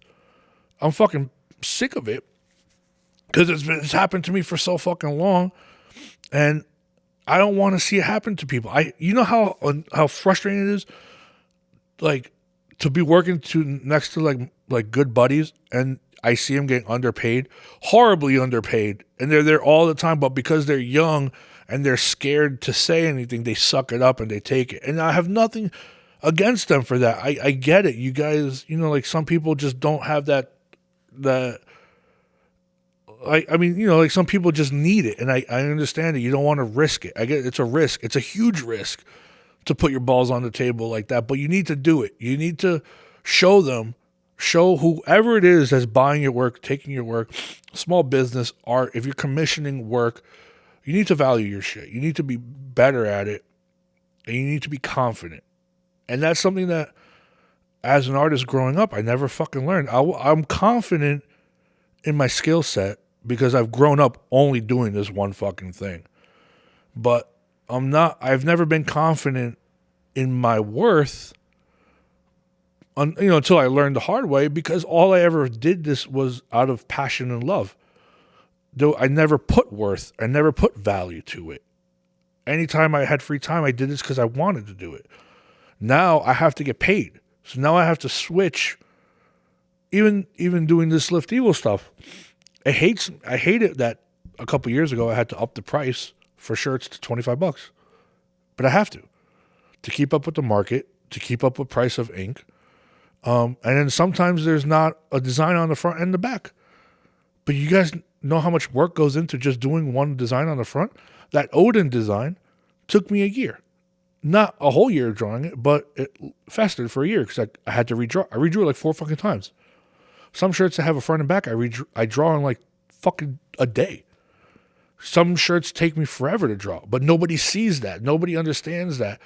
I see that, and I know that now. That I was like, dude, that is a lot of fucking work. That's it. That's all I'm going to put on it.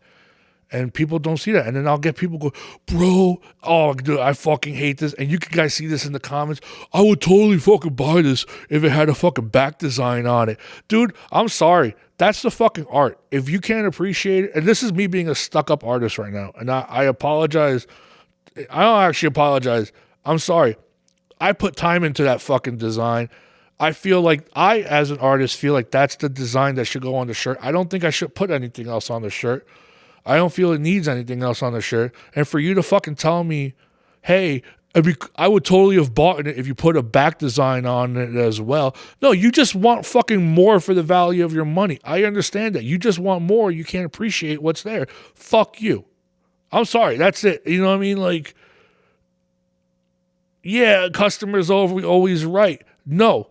Sorry. That's my fucking art. If you don't fucking like it, don't tell me what to do to make it better so you can buy it. I'm one of those bands. If I was a band, I make music for myself. This brand fulfills a dream I have to have art. It pays my bills. I appreciate it. I love the support, but at the same time, it's also my art. You know what I mean? It's for me. It's. I understand some brands. If they get art made by other people, I'm sure that they have a connection to the art or the idea. But for me, this is almost like, I don't want to get artsy fartsy. I've never been a fucking artsy fartsy guy, but it's my art. It feels a little more connected to me. So when I have fucking people tell me that kind of shit, it drives me fucking nuts. And it's like, I was like, okay, yeah, you would totally buy it just because I fucking slap a logo on the back that has nothing to do with it. That's just you wanting more. That's the same reason. That's the same excuse of saying, hey, I would buy it if you fucking lowered the art. You just can't appreciate it for what it is. And it just goes back to artist appreciation and or just handmade stuff. People don't understand, like woodworking. I have the factory behind me is an entire factory that does Broadway setups, all woodworking. It's all handmade. They do entire sets of Broadway, handmade. It's a monster factory. It's all awesome. I love watching these guys work, and I'm in awe of their work, and I would never devalue that kind of stuff. And then, I'm sorry, guys. I'm ranting. I'm getting angry. It's the it's the energy drink. Fuck. That got out of hand, but you know what, man? I'm sorry. That post pissed me the fuck off in a good way because I wanted to share my support for small brands and share my support for artists. And I'm always there for the maker or the creator, not the maker and the creator. People that put time and effort into their work, you guys should be valued and you guys should be compensated properly. And people should stop fucking devaluing your artwork. It drives me fucking nuts. I doubt it'll ever go away, but it was really cool. I saw so many, I think there was like 300 reshares of other small brands. And you know how like people fucking reshare a little story from somebody else, they never tag them, which is cool. I get it. You're spreading it. But with Instagram, you can see who reshared that. I went through every single fucking reshare and I just said thank you or a little like emoji. Like, I appreciate that you're sharing this. I think this should be more, I think this should be addressed more. I like the small business there shouldn't be a fucking small business Saturday. I hate that fucking day. Also, I'm pretty fucking sure that it's done by Visa or MasterCard, and MasterCard actually ups their rate a small percentage on that weekend, and they're the ones that promote that day. So they're actually making more money off. There shouldn't be a small business fucking Saturday. It should be small business all year long. You should always go to small businesses and support small businesses because those are your friends and your neighbors. Yeah, friends and neighbors also work at Amazon, but I'm pretty sure they can fucking afford a few hits. You know what I mean? I'm fucking ranting. I'm sorry, guys. This shit fucking fired me up. You know what? And I'll probably end it with... I don't want to end it with that, man. I don't want to end it on a rant. I have a couple quick questions. If you guys have made it this far, I'm picking my nose. I shouldn't be picking my nose. I'm doing things on camera that I do normally in the car. I don't care if people are watching me in the car pick my nose. I go fucking balls deep, bro. You ever get that booger where you pick it and it's like crispy, but then it's like attached to your brain and you pull it and you can feel the attachment to your brain and it's like, oh my God, that's orgasmic. And then you try to fucking fling it and then it fucking ends up being like 2 feet long. It just spread eagle. I love those boogers. Those are boogers you don't forget for a day. You're like, fuck. You're always trying to pick it for the next day, trying to get that other side. Shit. Let me get. I'm gonna tell you guys right now. Whoever is actually still listening, yo, come at me with questions, man. What the fuck is this shit? I ask for fucking fun questions and shit. Y'all suck with this. Give me shit to talk about. I can ramble. I've been rambling for 1 hour and 43 minutes, but yo, you guys should give me fucking questions so I don't have to ramble. I'd rather answer fucking cool shit. And give me saucy shit. Give me shit I can talk shit about, man. Fuck. Let's see what some whack ass questions I'm let's see. Hold on. Let's see these amazing questions. Ooh, I just got one. Okay. Was my Instagram moment? So okay, so someone said nuance. Joe, my friend Joe in South Jersey, she said nuances in metal music and the different genres. This is an entirely other podcast. There's literally a documentary about this, and I'm sure that after this documentary, there was a shitty thing called deathcore that was invented, so it never covered deathcore. And there's also other weird shit. But if you look up Headbanger, what's that brand? I think it's Headbanger Metal. There's a whole documentary about this of just metal genres. There's so many. Lately, like I don't know if it's the fucking the test and me my hormones trying to balance with the estrogen and all the blood stuff. But I've been into my feelings lately. I've been listening to a lot of Neurosis. Neurosis is amazing, but that's some heavy shit, man. I don't know where you would put that. You would put that under grunge, emo, doom, sludge, intense. I don't know.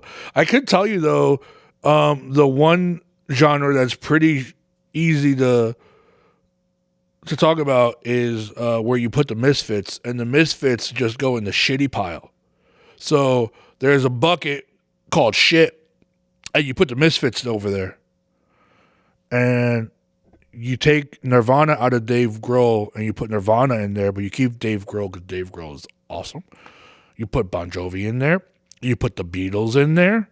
And you put Guns N' Roses go in there as well. Who else we got? We got the Misfits. Oh, Dagzig's goes in an extra pit called emo as fuck shitty. Fuck Dagzig's. So Dagzig's, Misfits, Guns N' Roses, Nirvana minus Dave Grohl, and Bon Jovi. Oh, the Beatles. The Beatles are big time shitbox. I'll cover that one. Anyway, how does one become a juicy troll like yourself? I just talked about this. Food and drugs. No. I'm actually not even on that much. I'm having fun, guys. I've spent 35 fucking years sober. Never drank, never smoked. Ever. To have me fucking come out with fucking low testosterone. I'm having a fucking blast fucking taking fucking TRT now. You know how fun that is? That I'm in the dark side now. I'm sorry. I don't give a fuck if I feel like a little kid in the candy, or you guys who are a long time fucking users go, man, this guy's really fucking enthusiastic. You shut the fuck up. No, fuck you. I'm enjoying this shit. I'm fucking having a blast. I feel fucking great. Anyway, that and a lot of Five Guys. Five Guys rules. Whataburger sucks. When I go to Texas in June, I'll eat Whataburger and still say that fucking Five Guys is king in fucking Whataburger. What a whack fucking piece of shit overhyped burger. Same with In-N-Out. How chicky tendies are the best fuel for lifting and life. Yo, chicken tenders are actually pretty fucking tendies, I think. Tendies? Chicken nuggies? Chicken tendies? You know, it depends. Chicken tendies. It depends where you get the chicken tendies. Because there's some chicken tendies where there's too much chicken and not enough fucking crispy. There's a balance. You gotta have, and if you put the sauce on there, there has to be a balance of how much chicken there is to the crispiness, and then you can dip it. If it's too much chicken, you just chew it too much, and you can't enjoy all the crispiness. If it's too much crispy, like KFC over Popeyes, it's just too oily. So there's gotta be a balance to it. Chicken nuggets, yo, McDonald's nuggies are amazing. Wendy's nuggies are legendary, except I'll say that the Wendy's nuggies spicy are way better than I think the McDonald's chicken nuggets use like a flour based, which is softer, and I hate it. And then the normal chicken nuggets at McDonald's is like a double fry or fried. It's a different texture, man. I don't like the McDonald's spicy nuggets. Go try and get Dan Bell on it and your coach. Obviously, I am going to get my coach, Rob Hall. Also, guys, I think Rob I'm shouting out Rob. He's an amazing fucking coach. He's an amazing fucking dude. He's awesome. He's actually a super talented artist as well. It's really good at fucking adjusting your programming based on the week for me too. And whatever I need, whatever stuff I can't use, whatever equipment I don't have, however I'm injured, he's fucking really good at listening to you and giving you shit to help you get better, dude. If you guys need a fucking coach, Rob Hall, World Breaker Savage. And Dan Bell, yeah, we got plans for Dan. It's gonna be great. And favorite snack cake. Man, snack cake is hard. It depends what time of the day it is, because I'm a fat piece of shit. I'll tell you, in the morning, nothing is better than a really good coffee cake with that fucking crumb on top. And oh my God, oh. I would totally have a coffee right now. I'm just with the extra like cinnamon or sugary crunch on top. Oh, I can just imagine eating that shit. And then you keep it in your. The trick is, you keep it, you chew it. Same if you eat cake and you have milk or cookies and milk. If you don't do this you can't wash it down. You don't just fucking and wash it down. You take a second and you let the milk mix in your mouth. You let it become one, because that's a fucking awesome taste. Having like a bunch of cookies and then having the milk in your mouth and then like you don't wash that shit down. You let that shit become one, together as one, like a death song. And then you wash it down. That coffee cakes is incredible in the morning. Good coffee cakes. Oh fuck.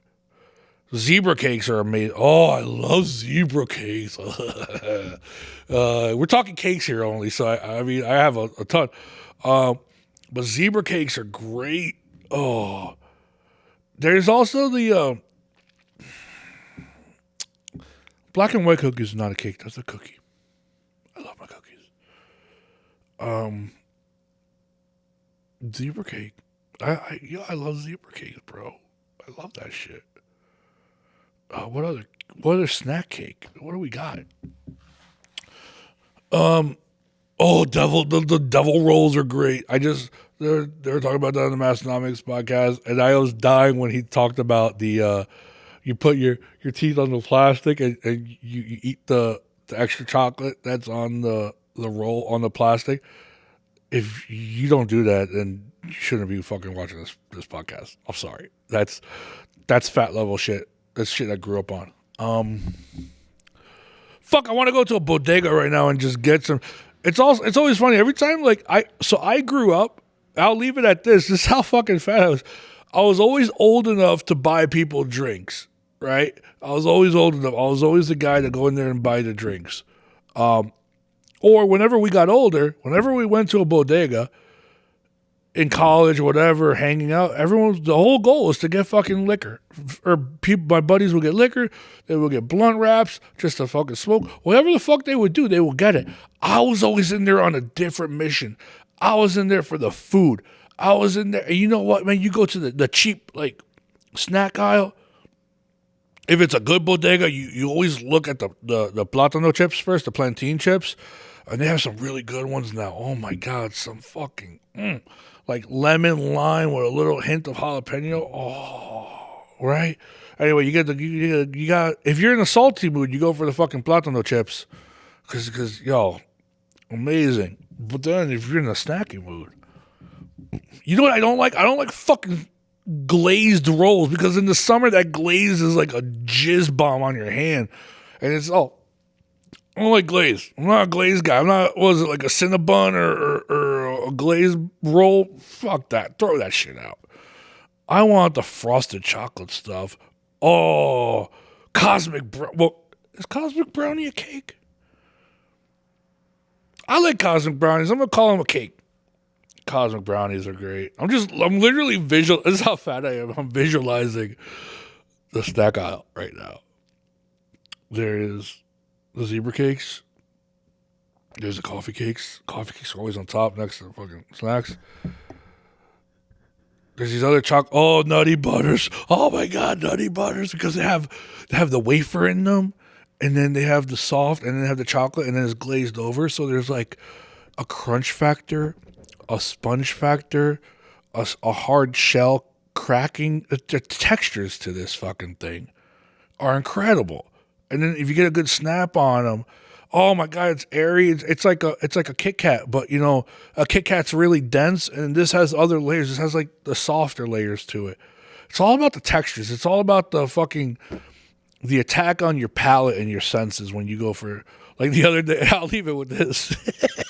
This is how fucking fat I am. This is why I hired a nutritionist. Fucking. The other day, my brother was like, yo, I want ice cream. I think there's ice cream in the house. So me and my brother, we go fucking to the kitchen. We go get ice cream. He takes whatever ice cream he wants, and he just runs off. I'm like, bro, you're going to eat it like that? He goes, yeah. All right. He goes off and eats it. I'm like, man, you're a fucking noob. You ain't no. He does barbecue. He's not a sweet guy. I take my ice cream. I had orange swirl ice cream.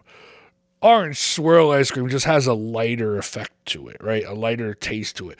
You get the Rocky Roads, mint chocolate chip, the green one, is my number one. Double chocolate mint chip, whatever it is, that's my number one. Always. But orange swirl ice cream just has this like refreshing. It's almost like sherbet, but it's still ice cream. I like my dairy. So it just has this refreshing flavor to it. I was like, man, there's gotta be more shit in this fucking kitchen. Right? So I look around and I find some chocolate chips. I was like, oh, 60% cocoa. Oh, they use, yeah, okay, so put some of that in there. I was like, oh, fuck yeah, we're good. And then I was like, no, we're not good, because it's just still ice cream and some chocolate chips. I still got to chew that shit. I was like, you know what, but there's no crunch in there. So then I was like, this is when you go like cabinet rating and you find gold. I found fucking gold, man. I found fucking gold. I found a whole box of fucking wafer ice cream cones, baby. So you're not going to take the wafer ice cream cone and put the ice cream on it because you already made a whole bowl of ice cream, right? You take a couple wafers, it was 4 to be precise for me, and you just fucking crumble that shit. Not a lot. You don't want it too much crumble. You just want enough. You want some big and some small pieces because you like the variety, because eventually the experienced snacker will know that if you keep mixing it when you go through, if you crumble it up too small, it just becomes powder. If you keep some big ones in there, you have the satisfaction of breaking them later. How fucking fat am I sounding right now? I love this. Oh, you got that. You know what, man? There's still something missing. I didn't get sprinkles. I wanted sprinkles. There were no sprinkles, but there was magic shell fucking ice. Magic shell chocolate sauce. It's that shit that you shake up and you pour it on the ice cream and it gets all fucking hard. But if you do it in a zigzag pattern like a wafer, you get like a wafer hardening, so you can crack it up, and it's a lot easier to crack up than just putting it all in one big glunky pile. And then you mix all that together. Now that was a dessert. And then I come upstairs and I have it in a bowl. I have a metal bowl, and I have the joke in my house is everyone's always saying, why do I... It's a mixing bowl. It's like, if you guys know like a bakery metal mixing bowl that's like pretty big, that's what I eat out of. I eat my dinner out of this. I eat everything. And everyone goes, why do you eat? I was like, because I'm a dog. I eat like a dog. I just fucking eat in this thing. So my brother just goes, what the fuck is that? How did you make all that? I was like, bro, it's like a true person, a true sweets master will know that there's levels to this shit, and you can never be satisfied with just ice cream. So any of you guys that relate to that, I fucking love you. Anybody that's actually still fucking listening to this is a long podcast. I'm going to make these shorter next time. Anyway, whatever. There's 4 winners. If you guys fucking find it, 13-175, 13-404, 13-406, 13-268. Those are 4 fucking orders. If you are the owner of this order, and if you DM me, you will get a $50 gift certificate. With that, I love you guys. The reboot has been amazing. Episode 5 reboot has been amazing. And I'm going to leave you guys. And I'm out. Oh, that wasn't the